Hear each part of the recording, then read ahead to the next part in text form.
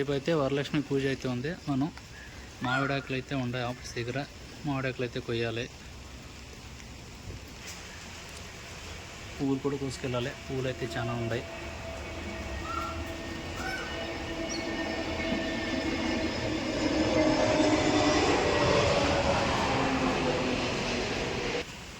భోజనానికి అయితే అరిటాకులు కూడా ఉన్నాయి. అరిటాకులు కూడా కోసుకోవాలి.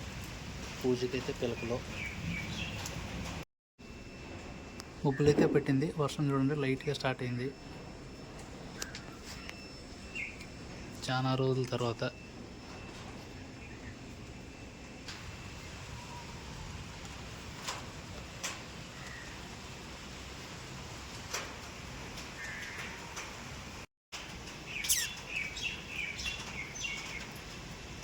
ఉండే వర్షానికైతే కుక్క షెడ్ కింద ఉంచుంది.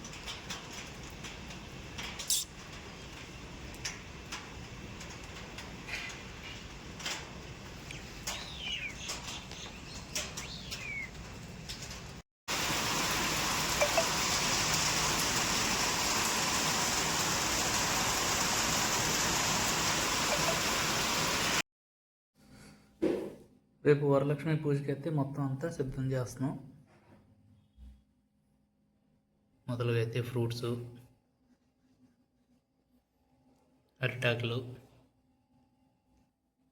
తోరణాలు కట్టడం అయితే మామిడాకులు కూడా తెచ్చాను. అలాగే ఫ్లవర్స్, చేతికి తోరణం కట్టుకుంటాక 9 రకాల ఆకులు అయితే పూజకైతే ఇలాగ సెటప్ చేసుకున్నాం. పూజ సామాన్లు అన్నీ క్లీన్ చేసుకున్నాం.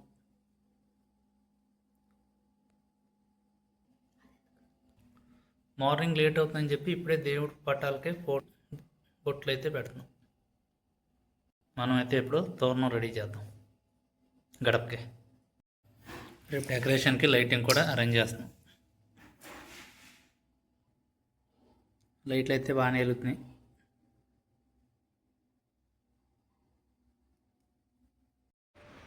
గడపకైతే తోరణం అయితే కట్టాను. మధ్యలో ఫ్లవర్స్ కూడా యాడ్ చేశాను బాగా కనపడుతుందని.